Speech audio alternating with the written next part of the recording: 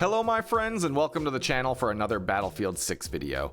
This time with a look at some of the weapons that I've been finding most effective in the REDSEC Battle Royale mode that dropped into Battlefield 6 last week. I've been playing this mode quite a bit with some of my buddies, and for the first week here, I've just sort of been trying to figure out what guns I actually like in this mode. Since the time to kill and the ranges of the average engagement are so much different than the regular multiplayer modes, I've actually been finding that I don't like some of my favorite builds from the main game in the BR mode, and weapons that I didn't love in Conquest are some of my favorites in REDSEC. So for this video, I'm going to take a look at the weapons that I've had the most success with in REDSEC, and cover how I have them set up for custom loadouts. I haven't leveled up every weapon though, so for some of these I haven't been able to make custom setups for them yet, unfortunately. First up for this video, we have the SOR556 Assault Rifle, which has been one of my favorite jack-of-all-trades builds to run so far in REDSEC. This rifle shoots kinda slow and has middle-of-the-road damage numbers, but it has very controllable recoil and a high muzzle velocity, which makes it a pretty big threat at medium to long range. The low recoil on this gun also means it's very easy to use with magnified scopes, which are kind of necessary for a lot of the big open areas you're going to find yourself in during a REDSEC match. The SOR556 is not the strongest weapon at close range, but I think it more than makes up for that with really solid mid and long range performance, so it's a really good weapon to pair with an SMG as a secondary. For my custom SOR556 build, I'm running the flash hider to avoid being spotted, and the extended barrel for the extra muzzle velocity. Then I'm using the stippled stubby foregrip and a 36 round magazine. For my sights on this build, I'm using the 2.5x scope and then the piggyback 1x red dot sight on top of it. You can swap this second sight out for the red laser, but I just find that I'm more comfortable with the backup red dot for those close range fights. Overall, I find this setup to be pretty solid, and the SOR is probably my favorite jack-of-all-trades kind of generic build for REDSEC so far. Next up, we're going to take a look at the QBZ192 Carbine, which I didn't really love using in the regular multiplayer modes, but I found to be really effective as a close to mid-range rifle setup in REDSEC. I noticed I was doing really well with this gun every time I picked one up as ground loot. So I made a custom build for it, and I found I just really like how quickly it can knock someone down with a full auto spray. You have a nice mix of decent damage, relatively high fire rate, and muzzle velocity. The recoil is a little bit higher than some other builds, but it's almost straight vertical recoil, so it's pretty simple to control. And I found it a great tool for winning 1v1 gunfights even when I was down on a plate. For my QBZ custom build, I'm running the flash hider and the extended barrel, and then the 6H64 vertical grip to try and reduce that recoil a little bit. Then I'm using the 36 round magazine for some extra ammo and the lightweight ammo to improve the aiming speed. For the scope, I've been running it with the 2.5x scope, and then I'm also using the red laser for a hip fire bonus. I think once I level this a bit more, I might swap the laser out and use the extra points to upgrade the foregrip, but this setup has felt pretty solid for me so far.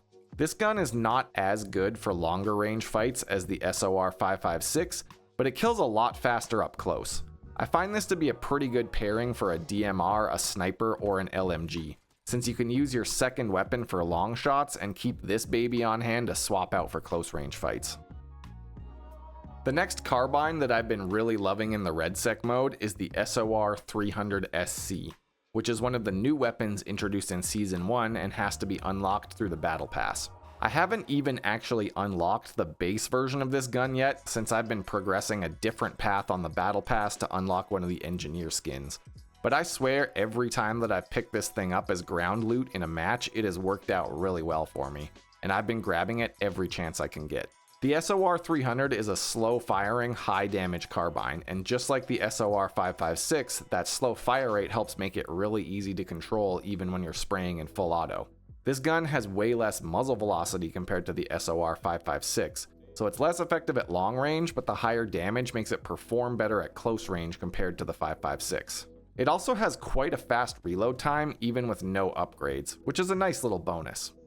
Overall, I think this carbine is best used at close to medium range, but you can still land some pretty good hits at longer distance. It can just be hard to hit shots on running targets if you don't lead them properly. I'm pretty stoked to unlock this gun and start making my own build for it, but for now I'm just grabbing it off the ground and upgrading it down the increased capacity path using the weapon upgrade kits that you find in the loot crates. Next, let's move on to a few of the submachine guns that I've been using in the REDSEC mode, starting with the UMG40. I didn't really love this thing in regular multiplayer, and I felt like other SMGs with higher fire rates just killed players way faster, so I was running stuff like the KV9 and the P90 instead. However, in the REDSEC BR mode, I found that the stability of the UMG in full auto with that low fire rate has just made it way easier to land the extra shots required for a kill without burning the entire mag. And it also makes it much more effective at pushing out to medium range when you need to, and sometimes in the BR mode, you don't have a choice, you have to fight that guy in the middle of an open field. While it still might lose some point blank fights to guns with a higher fire rate, the UMG is probably the most versatile SMG that I've played with so far, and it's a really good pairing with a long range rifle, a DMR, or a sniper because of that, because it's almost like a little assault rifle. For my custom UMG build, I start off with the flash hider and the extended barrel for extra muzzle velocity to make those medium range fights a little bit easier. Then I'm running the ribbed vertical grip currently, but I plan on changing this out for the ribbed stubby grip once I unlock it so I can avoid the accuracy penalty from firing when moving. For the mag, I'm running the 30 round fast mag for reload speed, the hollow point rounds for extra headshot damage, a 1.5 times hollow sight, and the red laser for the hip fire bonus. I think as I level this gun up, I might drop something to add on an extended mag, but for now, I'm pretty happy with this build. Next up for the SMGs, we have the P90, which I really enjoy in REDSEC for the same reason I do in the regular multiplayer, that 50 round magazine.